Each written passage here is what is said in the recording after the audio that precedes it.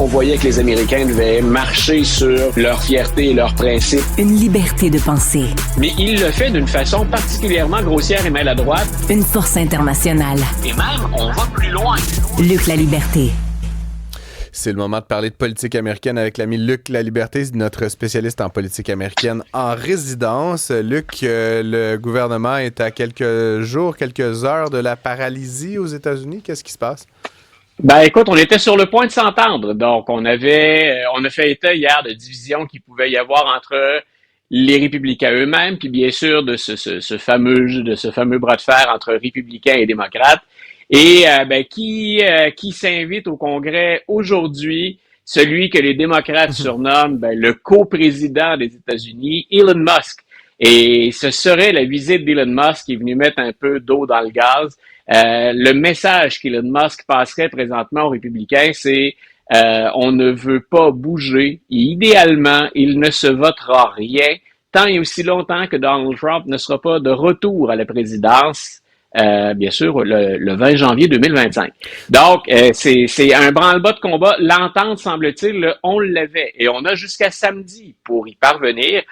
Mais c'est drôlement intéressant parce qu'il y a deux choses que je voulais jumeler avec toi en relance à ta question. Il y a cette visite d'Elon Musk. Ça démontre toute l'influence que peut avoir Elon Musk. C'est rare en plus dans une période de transition, quand le président élu est pas encore en fonction. On en a parlé hier.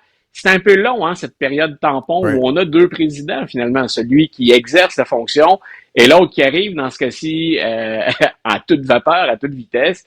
Donc, on a ce qu'on considère maintenant comme le bras droit, sans l'appeler le coprésident des États-Unis, qui débarque et qui dit aux républicains qui sont là, attendez le nouveau Congrès, attendez la nouvelle donne, attendez le retour de Donald Trump. Et ce que je ne pensais pas entendre de la part d'un républicain, Donald Trump qui dit, vous savez, là, on veut financer les activités du gouvernement, mais on est toujours à négocier, démocrates et républicains, sur ce fameux plafond de la dette. Et on a pris littéralement le plafond de la dette. Donc, hausser ce plafond de la dette, c'est un mécanisme dont on s'inquiète partout, la dette, comment gère-t-on la dette, mais on a un mécanisme particulier aux États-Unis depuis la Première Guerre mondiale, c'est ce plafond de la dette. Et les républicains utilisent les négociations budgétaires et ils utilisent le plafond de la dette comme argument de négociation. Si vous ne nous donnez pas ce qu'on veut, ce qu'on demande, si on ne parvient pas à un compromis qui nous semble avantageux ou correct, nous, on va refuser de bouger sur le plafond de la dette. Et c'est grave, le plafond de la dette, parce que si on ne le relève pas, ce fameux plafond, on peut être en défaut de paiement. Ce qui est arrivé en 2011 aux États-Unis et qui a entraîné je sais pas si le terme est le bon en français, mais une décote finalement. C'est la première et peut-être la seule décote des États-Unis auprès des grandes institutions qui évaluent finalement le crédit ou qui établissent la cote de crédit d'un pays. Donc, on a vraiment deux activités en parallèle. Donald Trump d'un côté qui dit le plafond de la dette, moi je veux enlever ça. Et ça va être très intéressant à suivre, Francis, parce qu'il y a Donald Trump ou pas, il y a tout un débat autour de la constitutionnalité de ce fameux plafond de la dette. Ça avait été fait pour que le gouvernement limite l'émission des bons avec lesquels on finançait l'effort de guerre. Donc, ça ne sert plus à ça du tout. Là, on est hors contexte complètement. Il y a des gens qui disent... Et ça n'arrête pas de faire une espèce de mélodrame là, à intervalles répétés. C'est ça. Donc, en l'enlevant, dans le fond, M. Trump... en même temps, il se priverait les républicains lors d'une éventuelle administration future d'un levier, là, quand même. Il priverait tout. Voilà. Là où je m'étonnais, c'est que ça vienne d'un républicain, mais ça montre bien aussi la profondeur ou l'importance du changement au sein du Parti républicain. Ça évolue une formation politique, on le sait, mais depuis que Donald Trump est entré en scène, c'est littéralement devenu son parti. Et on recule... Pour certains auditeurs, auditrices, ça peut paraître très loin. Reculons 8-9 ans en arrière, peut-être 4-5 ans en arrière. Jamais un républicain aurait osé proposer ça. Et là, c'est celui qui est à la présidence, qui a été élu, qui va être le président, qui dit on va utiliser ça. Et les gens vont dire, mon Dieu, Luc vient de se réveiller, mais il est très tard. Je suis d'accord avec Donald Trump. Donc, je pense que cette mécanique-là, On en a abusé, on l'a dénaturé. Je marque ce jour d'une petite pierre blanche, Luc La Liberté. Quand même, je ne croyais pas y arriver, mais bon, il est jamais trop tard. Si le gouvernement devait être interrompu, là, s'il n'y avait pas d'entente samedi, ça veut dire qu'essentiellement, la plupart des fonctionnaires de l'État, je pense qu'il y a une espèce de service minimum là, qui est garanti, mais donc du 21 décembre là, au 20 janvier, grosso modo, il y aurait comme pas de paye, plus de travail. C'est quand même un peu chiant, non, pour sur certains républicains qui ont voté pour lui là-dedans. J'aime bien que tu échappes le qualificatif parce que c'est à tout le moins chiant dans ce cas-ci. Faudrait voir ensuite, là, si jamais on ne respecte pas cette première échéance samedi, on peut s'en fixer d'autres. Faudra voir comment Elon Musk et ou Donald Trump vont intervenir par la suite.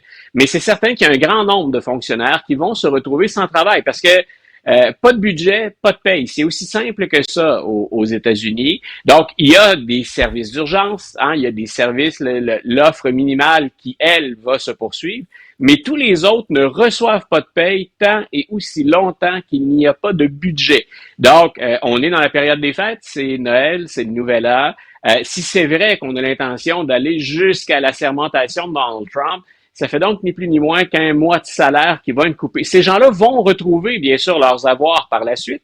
Quand on finira par s'entendre sur le budget, ils vont récupérer ce qu'ils ont perdu.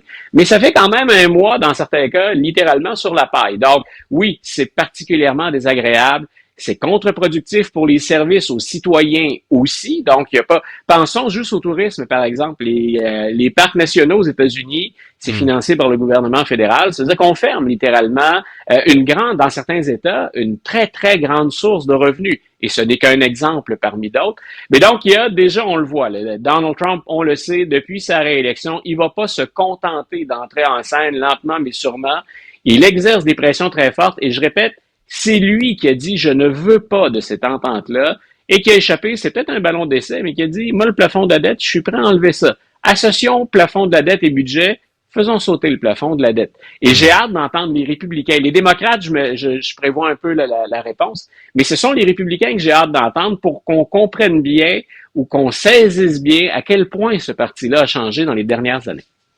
Il y a aussi évidemment le fait que toute cette entente là, qui était presque survenue jusqu'à ce que s'en mêlent messieurs Musk et Trump a été montée par Mike Johnson qui est un républicain qu'on a fini par mettre là parce qu'il est quand même largement inféodé, je croyais enfin à monsieur Trump. Et là monsieur Trump vient et dit à l'un de ses vassaux non, ou en fait je sais pas, ton plan non. J'ai terriblement de misère à comprendre la dynamique là, qui s'installe interpersonnelle. Je veux dire, c'est quand même une forme, pour M. Johnson, une forme de comment dire, là, de déshonneur, là, ou de... Oui, c'est une humiliation. C'est une humiliation, là. Donc, comment tu vois ça, Luc, cette dynamique, là, à 3, à 4, il y a quand même un jeu d'acteurs un peu particulier dans tout ça. Une démonstration de force, à n'en point douter, de Donald Trump, une nouvelle. Il a bien l'intention de montrer à tout le monde que c'est le patron, que c'est le seul patron et qu'il ne va pas déléguer beaucoup, à moins bien sûr que vous n'alliez jamais à l'encontre de ce qu'il propose. Mike Johnson, là, il est considéré comme ce qu'on appelle un MAGA maintenant. C'est comme ça qu'on surnomme les partisans de Donald Trump. Et le Parti républicain, on dit, c'est un peu devenu le parti MAGA. Et Donald Trump a été il n'y a aucune subtilité. On peut pas lui reprocher la langue de bois à Donald Trump, assurément. Et il a dit, Mike Johnson va faire ce qu'il faut pour rester à la tête de la Chambre. Donc, ce qu'il a laissé carrément planer comme menace Donald Trump, c'est soit il fait ce que je lui demande, soit on va le changer. Et c'est très clair, il a passé le même message aux élus républicains de la Chambre. Si vous ne votez pas dans le sens que je vous dis de voter, on vous coupe les vivres pour la prochaine élection. Elle est assez proche, la prochaine élection. Quand on est un représentant aux États-Unis, on a la tête sur le billot aux 2 ans. Et c'est comme ça un peu que Donald Trump tient son parti aussi.